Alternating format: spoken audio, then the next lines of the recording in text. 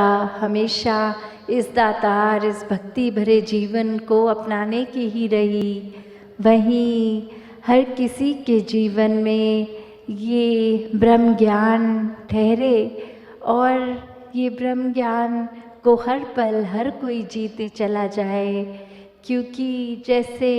अभी हम सुन भी रहे थे राजपिता जी द्वारा कि एक ब्रह्म ज्ञान में जो अवस्था आती है वो एक ब्रह्म ज्ञान का मतलब तो हर समय रोशनी में रहने क्या है। पर एको कम करना जी, थोड़ी साउंड एको थोड़ी सी कम। और कैसे ये एक जीवन में फिर जब भी वो बात आती है कि कैसे हमने हर समय के लिए इस दातार के एक आमने सामने खुद को जब पेश कर दिया, तो फिर भी ये भरम भुलेखे अगर जीवन में है तो ये गलती, ये चूक कहाँ हो रही है, ये हमको अपने अंदर झांकना है। जैसे जिक्र हुआ कि ब्रह्म ज्ञान का मतलब तो हर समय की रोशनी, और हम अगर ब्रह्म ज्ञान लेते समय भी ये जब दात मिल रही है, अगर कुछ बात भी समझ नहीं आई और वो प्रश्न नहीं किए, एक चीज़ जैसे स्कूल में भी देखते हैं कि कोई अगर टीचर कुछ समझाती है और लेसन ख़त्म होने पे पूछती है एनी डाउट्स, तो जो बच्चों के मन में सवाल होते हैं और वो पूछ लेते हैं, वो तो एक क्लैरिटी के साथ उस कॉन्सेप्ट को पकड़ लेते हैं और जीवन में लागू कर लेते हैं। पर जो बच्चे बिल्कुल एक मन की अवस्था ऐसी कि सवाल भी हैं और उस तरह से क्लैरिटी भी नहीं, पर कोई ना कोई वजह से वो पूछना नहीं है सवाल, तो नुकसान किसका। जहाँ टीचर भी है कि एक स्पष्टता से एक बात, एक कॉन्सेप्ट पता लग सकता है जो जीवन में एक महत्वता रखता है, और वहीं एक नादानी से वो स्पष्टता से चीज़ ना पता चली, तो नुकसान तो फिर वहीं उस स्टूडेंट का कि कैसे हम अगर इसको ब्रह्म ज्ञान में भी लागू करें तो अक्सर अगर ब्रह्म ज्ञान लेते समय भी कुछ बात क्लियर से नहीं समझ में आई और हम उस समय एक अपने आप में ही खुद जजमेंटल हो जाएं कि ये जो ब्रह्म ज्ञान दे रहे हैं, अगर हम उनसे ये प्रश्न करेंगे तो वो हमारे बारे में क्या सोचेंगे, वो कितने जजमेंटल हो जाएंगे कि इसको इतनी बात नहीं पता लग रही। तो जब बात ये है कि पहले यहाँ जजमेंटल कौन हुआ, पहले हमने ही अपने मन में वो विचारधारा बना ली कि ये इंसान क्या सोचेगा और वो ऐसा ही गलत कुछ सोचेगा, इस तरह का ख्याल बना लिया। चाहे वो सामने वाले ने तो कुछ जजमेंटल नहीं होना था, पर हम खुद जजमेंटल होके एक लेबल सामने वाले पे दे देते हैं कि ये कार्य हमने नहीं किया, कर देते तो वो सामने वाला क्योंकि ऐसा बोलता इसलिए नहीं। तो बात तो वही कि एक जो सिर्फ भेड़ चाल का हिस्सा नहीं बनना, कि एक संगत में आए हैं, एक हाजिरी रूप नहीं, एक कॉन्सेप्ट्स की क्लैरिटी कि ये मिशन की आइडियोलॉजी क्या है, ये एक कैसे हमने अपने जीवन को अगर सेवा सिमरन सत्संग को एक नियम नहीं बना लेना कि बस ये एक चीज़ें हैं, इसको क्रिया की तरह किसी काम की तरह करते जाना है, नहीं, हर एक को सही कारण के साथ जोड़ के कि सत्संग आने का सही कार्य का है, कारण क्या है, एक सुमिरन करते हैं तो मन के भावों का कारण क्या है। और ये बात सेवा की भी किस तरह जो दासी ने अनेकों बार ये बातें आप सबके आगे रखी कि हर चीज़ के पीछे जो सही कारण है अगर उसी से की जाती है तो भक्ति सफल है, वरना कहीं ना कहीं एक ज्ञान लेके भी हम अपनी उलझनों में ही फंसे रहेंगे। क्योंकि शुरू में ही जब ये समझ ठीक से घर नहीं करी तो आगे अपनी समझ से ही उस मुताबिक चलते जाते हैं। जैसे दासी ने पिछली संगत में भी वो बात रखी कि अक्सर एक मिशन में ज्ञान लेने के बाद भी अगर ये बंधनों से मुक्ति का एहसास नहीं है तो या तो ज्ञान ठीक से समझ नहीं आया या फिर इस ब्रह्म ज्ञान के प्रति हमने एक मुख मोड़ के ये दुनियावी माया की ओर कहीं और ही कुछ अपने हिसाब से, अपनी सहूलत से, अपनी कन्वीनियंस से कुछ सोच लिया है। तो कैसे ये जीवन में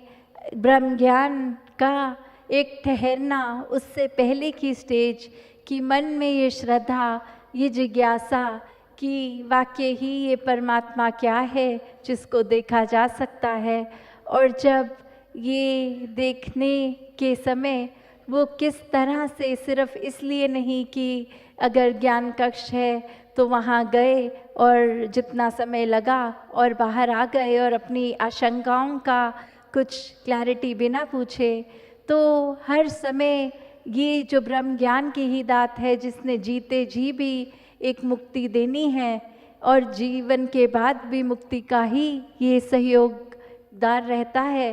तो कैसे अगर हमें वहीं अपना कॉन्सेप्ट नहीं क्लियर तो जीवन में उसको लागू कैसे करेंगे। वो जो दासी बात अक्सर कहती है कि एक भक्त तो एक ब्रह्म ज्ञान प्राप्त करते ही जीते जी मुक्ति प्राप्त कर लेता है, ये ब्रह्मलीन हो जाता है। तो बात वही कि ब्रह्मलीन ज्ञान प्राप्त करके वही हो सकता है जिसको वाकई ही इस ज्ञान की समझ आई है, वरना किसी काम की तरह अन्य की एक चेकलिस्ट में था, ये कर लिया टिक, अगली चीज़ ओके, उसी तरह अगर हमने इसको ये बिना कोई एक इन डेप्थ तरीके से इसको समझकर सिर्फ एक काम की तरफ कि आए बैठे कुछ कहा गया वो समझ आया कि नहीं पता नहीं और चले गए और एक लेबल मिल गया कि अब हम ब्रह्मज्ञानी हैं, तो बात वही कि हर चीज़ को एक करने का सही रीज़न होना चाहिए, सिर्फ इसलिए नहीं कि ये सभी करते हैं या किसी तरह का पीयर प्रेशर या कोई और दुनिया में समाज में किसी कारण के वजह से। तो जब भी जीवन में एक भक्त को एक विश्वासमय रूप में ये आनंद की अवस्था प्राप्त करनी होती है, वो एक ही बात इस निराकार, इस दातार से जुड़कर, और जब ब्रह्म ज्ञान में ही अगर निराकार की समझ नहीं आई तो ये जीवन एक भक्तिमय होने वाला नहीं है। फिर हम रोशनी में रह के भी एक अंधकार में ही हैं, एक खुद को अपने इमोशंस में इतने उलझा लिया कि जैसे अभी जिक्र भी हो रहा था कि कोई बीते हुए समय को लेके उसकी यादों में जी रहे हैं या आने वाले समय की एंटिसिपेशन, ये नर्वसनेस में, और आज के इस पल को गवाते जा रहे हैं। तो हर कुछ ये माया का ही रूप बन जाता है जब निराकार इस माया से अपने आप को हम एक माया रूप में ही ध्यान देते हैं, निराकार को हटा देते हैं, क्योंकि निराकार भी वही है और ये संसार रूपी माया भी वही है। इस माया में जो इस निराकार को देख लाता है वो ही हर स्थितियों में स्टेबल, ये स्थिरता, ये सहजता लेता है। और जहाँ एक माया के रूप में सिर्फ माया ही दिख रहा है और ये दातार नहीं,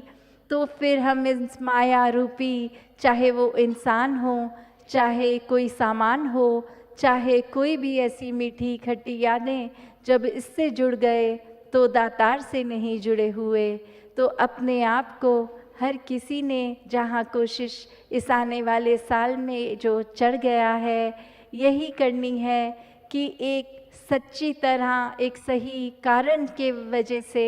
एक अपने आप को इस ब्रह्म ज्ञान के कॉन्सेप्ट से एक इतना भरपूर कर लें कि मन में कोई शंकाएं ना हो और अपने जीवन को फिर एक बहुत ही विश्वास द्वारा ये भक्तिमय ये अवस्था जो हर भक्त की होती है। सिर्फ नाम से महापुरुष या भक्त ना हो, संत ना हो, अवस्था से हो, दासी और समय ना लेते हुए, इन्हीं शब्दों से सबको एक हैप्पी न्यू ईयर की शुभकामना देते हुए कि आगे जीवन में हर कोई सिर्फ इसी साल में नहीं, आगे जीवन के हर किसी एक पल में एक वाकई ही सच्चा भक्त बने। सिर्फ हाज़िरी रूप ना बढ़ती चले जाए मिशन में, सत्संग में, सेवाओं में, ये मन से जुड़ें। वो बात जो एक अक्सर आती है क्वालिटी और क्वांटिटी की, तो वो क्वांटिटी तभी मुबारक है जब क्वालिटी ठीक होती है। तो वहीं एक नज़र में ज़्यादा आने से अच्छा सही कारणों से जब जुड़ेंगे तो ही वो मुबारक है। साथ संगत जी, धन निरंकार जी।